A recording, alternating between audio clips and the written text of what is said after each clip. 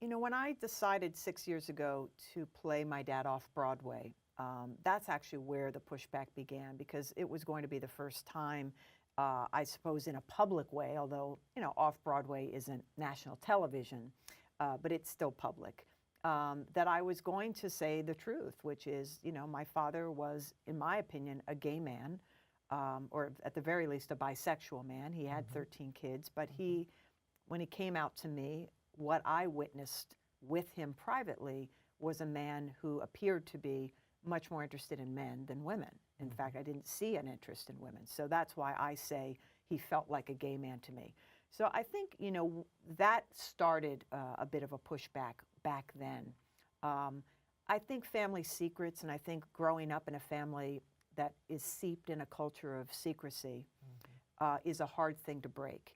And some in my family are very supportive and really are on the side of transparency and understand that the old adage, we are as sick as our secrets, is very true. There are still some others who I think wish that secrets could stay in the family or remain secrets. And that's okay. You know, I love all of my family. I understand people are in different places. And I also think the light serves us all to be turned on.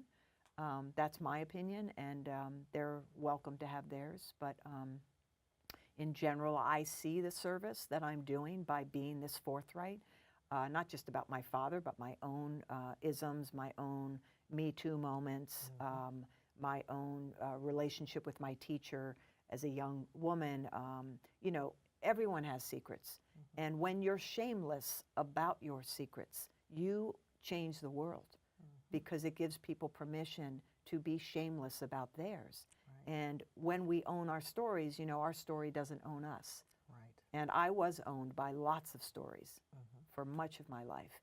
And I'm not anymore. And I see the impact I'm having on other people, men and women, who have had some stuff go on in their past or future, or present, that they're not maybe fully owning, that keep them back in different areas of their life. So I'm all about transparency, but I get it that not everybody is, and it's okay, you know. And that's a perfect demonstration for the necessity for pride versus shame. That's right. And again, happy Pride, everybody. Yeah, it's a good day to be talking about all this, isn't it? Yes. Because my dad also lived in a time where, you know, he was beat up. I mean, there were times I know now from people I've spoken with that he came to New York from Washington, D.C. for a business trip or what have you, and I'm sure he was somewhere down on Christopher Street or nearby, trying to be a gay man for a moment, and you know, twice came back to Washington, D.C. really beat up, and I know now I've been able to put those pieces together, what that was about, with some help from others. You know, if we keep holding, you know, dad's gay is wrong, or dad being gay or having homosexual tendencies that he was acting on is wrong, what do we teach the next generation? What legacy do we want to leave? Right. I don't want to leave a legacy of there's shame around that or anything else that we did or didn't do as a family. I want to be the legacy. We're the family that has enough bravery to step forward and say, yeah, this is what happens in a home where all needs aren't being met, or alcoholism exists, or dad's keeping a secret about his true nature. This is the stuff that creeps up because people aren't being truthful.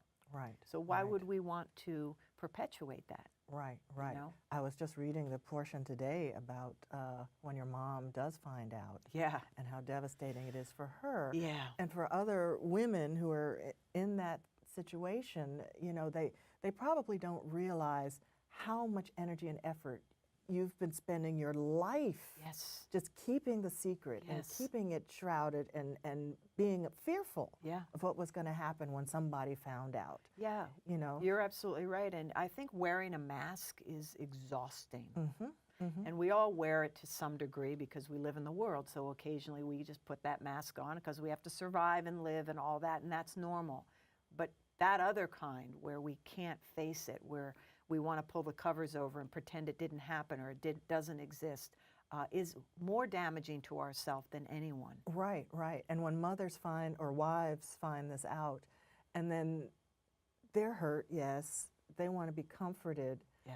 But to expect that from a person who's been keeping this secret for her benefit for so many years, Right, and who's right. been dreading this moment Yeah. for a lifetime, Yeah. you know, maybe over time Yeah. there can be some comfort. But Yeah. in that moment, It's tough. And, you know, revealing these secrets when I do, and it is in the book, and I don't want to give too much away, but as I do reveal, you know, it's complicated because I'm not wanting to hurt people, and I don't want to hurt people. I didn't want to hurt people then any more than I'm looking to hurt people today. But I am a woman who has to live in the truth, and I can't change that, and this is just my path, and I'm one person, but I think that it will make a difference, and that's why I keep doing it.